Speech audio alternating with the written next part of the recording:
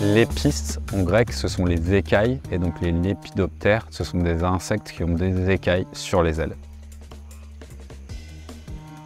En France, on compte à peu près 5000 espèces de papillons de nuit, si tu comptes les micro-lépidoptères, donc tout ce qui est tordeux, spirale, tous ces petits papillons. Cette diversité de papillons est composée d'une grande partie de papillons de nuit, et donc des espèces qu'on n'a pas l'habitude de voir, parce que souvent on passe à côté de tout ce qui vit la nuit. On a quand même une très belle diversité entomologique et de papillons en France. Du coup, on a un rôle aussi pour la conservation de ces papillons parce qu'on a des espèces endémiques qu'on trouve que ici en France.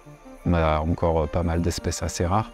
Ce qu'on essaye de faire là cette année, déjà, c'est de dresser un état initial de l'inventaire. Déjà savoir qu'est-ce qu'on a. Puis ensuite, les papillons de nuit, c'est d'excellents bio-indicateurs. Il y a une très forte évolution par rapport aux plantes. Il y a des papillons qui ne se nourrissent que d'une seule espèce de plante, donc si tu n'as pas cette plante-là, tu n'as pas le papillon.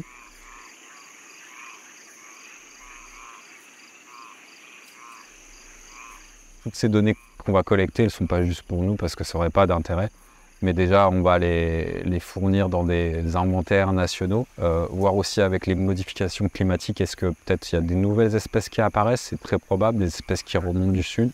Peut-être qu'on va perdre aussi des espèces plutôt septentrionales.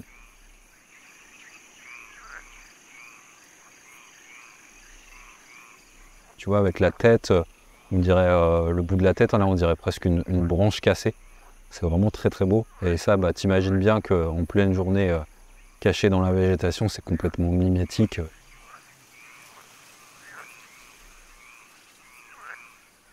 Généralement, il faut qu'il fasse assez chaud. Si les nuits sont trop fraîches, les papillons ne vont pas sortir. Comme beaucoup d'insectes qui volent, si on a beaucoup de vent, ça peut être gênant. Il faut aussi éviter les pleines nuits parce que la lampe va être moins attractive. Et puis éviter aussi, alors là évidemment on est dans la réserve donc il n'y a aucun souci, mais éviter d'être trop proche d'une autre lumière artificielle parce que ça va rentrer en concurrence avec cette lumière qu'on a ici. En fait, les papillons pour se déplacer, à la base utilisent donc principalement la lune et les astres lumineux. Et donc pour eux en fait c'est un repère, un point fixe dans le paysage. Et donc ils vont pouvoir, grâce à ce repère, ce point fixe, avoir une trajectoire rectiligne dans le territoire et se déplacer d'un point A à un point B. Nous, en fait, avec la lumière artificielle, on va venir un petit peu simuler en fait, cette source lumineuse pour eux, qui va les attirer et qui va nous permettre de faire notre chasse de nuit. Évidemment, ça pose pas de souci dans le sens où c'est très ponctuel et tout à l'heure, on va rendre les papillons à la nuit. Mais quand c'est des points qui sont continus dans l'environnement, effectivement, ça peut être un problème de pollution lumineuse. On commence à en parler un peu tout doucement, mais c'est encore quelque chose qui est peu connu. Quand on parle de pollution, on pense souvent la qualité de l'air, de l'eau, les déchets dans l'environnement, les pesticides.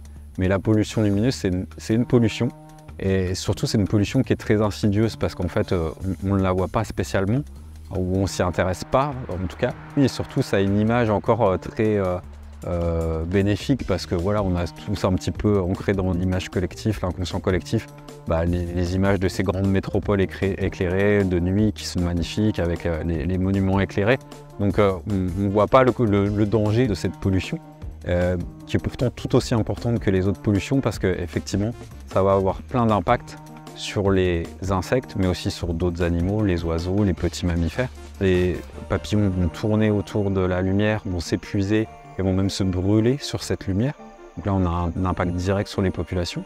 On va avoir des papillons qui vont perdre leur trajectoire et donc pas retrouver leur partenaire sexuel. Et puis surtout, le plus important, il faut bien s'imaginer que des points lumineux répartis comme ça partout dans l'environnement, c'est une barrière qui est vraiment énorme pour les papillons, pour leur déplacement. C'est quasiment l'équivalent d'une autoroute pour un crapaud.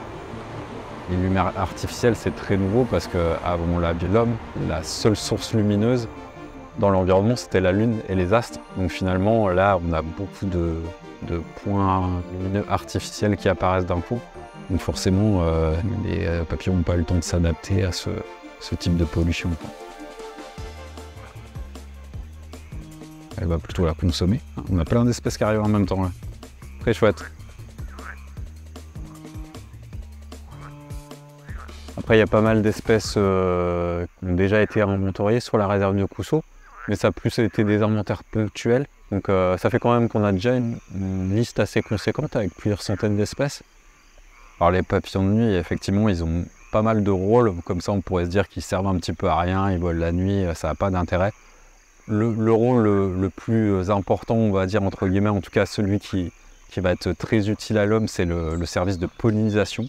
Il y a aussi pas mal de papillons de nuit qui volent de jour. Et souvent quand on parle pollinisation, on va souvent penser aux abeilles, aux bourdons, éventuellement aux papillons de jour. Mais les papillons de nuit sont d'excellents pollinisateurs. Dans certains cas même, ils peuvent être meilleurs pollinisateurs que certaines mouches ou certaines abeilles. C'est à peu près la moitié des pollinisateurs.